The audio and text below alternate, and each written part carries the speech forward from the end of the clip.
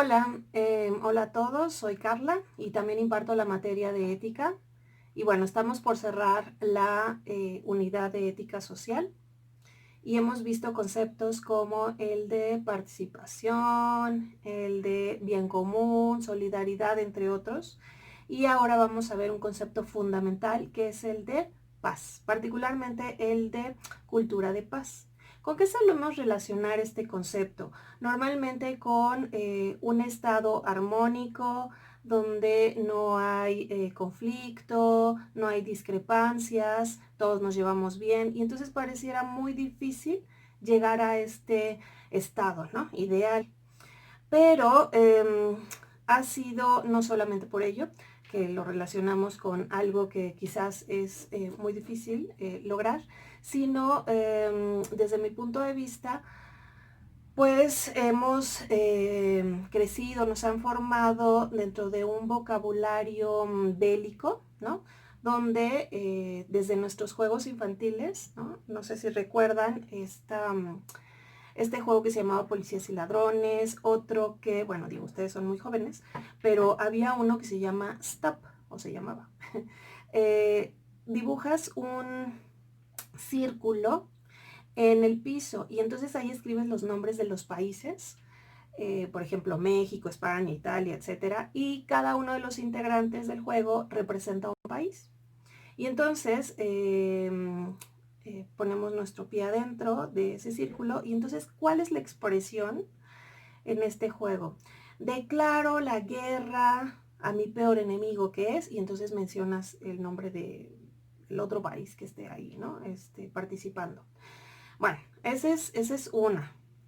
Pero además, lo hemos integrado a diversas prácticas y a diversas situaciones. Por ejemplo, no sé si se dieron cuenta que, por ejemplo, en la pandemia solemos recurrir también a este vocabulario.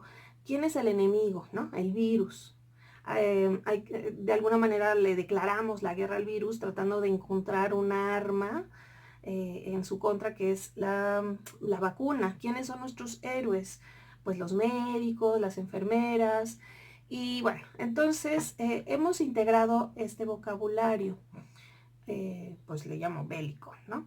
Pero además de ello, le hemos apostado solamente a esta facultad cognitiva que pues nos caracteriza a los seres humanos, que es la razón, ¿no? La razón, que es fundamento del conocimiento, sobre todo científico, entre otros, y también en el ámbito político para resolución de conflictos. Sin embargo, pues hemos visto que de la razón no solamente pues puede salir lo bueno, sino que también necesitamos de la razón pues como para idear o calcular algunas estrategias para aniquilar al otro. Y ha habido una de nuestras facultades que le hemos dejado de lado, nuestras facultades cognitivas, y es la imaginación, específicamente la imaginación ética.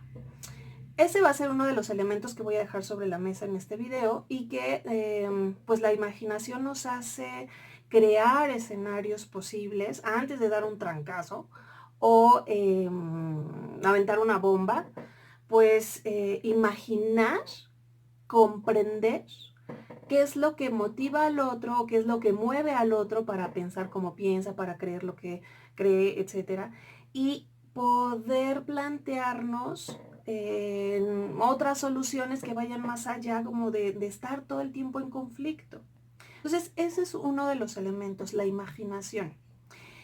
Y otro de los elementos para mí es la reconciliación. ¿Y por qué hablo de reconciliación y no de perdón? Porque en el perdón hay una relación más asimétrica en donde hay algo que yo tengo, que es el perdón.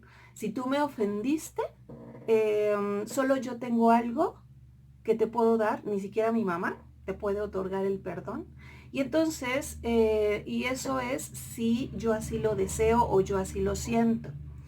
Entonces, en la reconciliación vamos a tener una relación más horizontal, en donde yo me pongo en los zapatos del otro o trato de comprender qué es lo que le movió a lastimarme o a actuar como lo hizo, no de justificar, sino de comprender y visualizar qué es lo que hizo que me lastimara, que hiciera esa herida, ¿no? Y entonces, no quiere decir con esto que hagamos como que no existe la herida, eso que él me hizo, ¿no? Sino está la herida, pero entre ambos vamos a sanar esa herida, a lo mejor quedará ese borde de la herida, pero ya no va a doler. Va a quedar ahí como algo que marcó ese vínculo entre nosotros y que no debe de suceder jamás, va a quedar como testimonio, por así decirlo.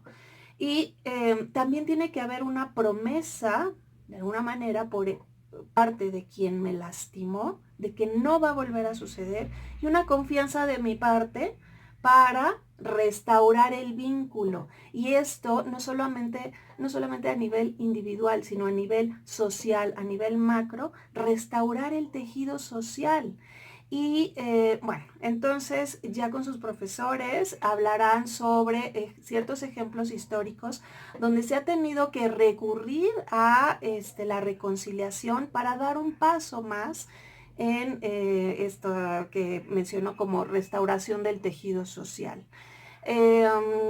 Espero que sirva de algo el haber puesto estos dos elementos que desde mi punto de vista están relacionados con la paz, que es la imaginación ética y que es la reconciliación. Aquí no desaparece por completo el que podamos estar en conflicto, que podamos tener discrepancias, pero antes de dar un trancazo o aventar una bomba, entonces ahí es donde puede estar estos dos elementos para lograr la paz. Bueno, gracias.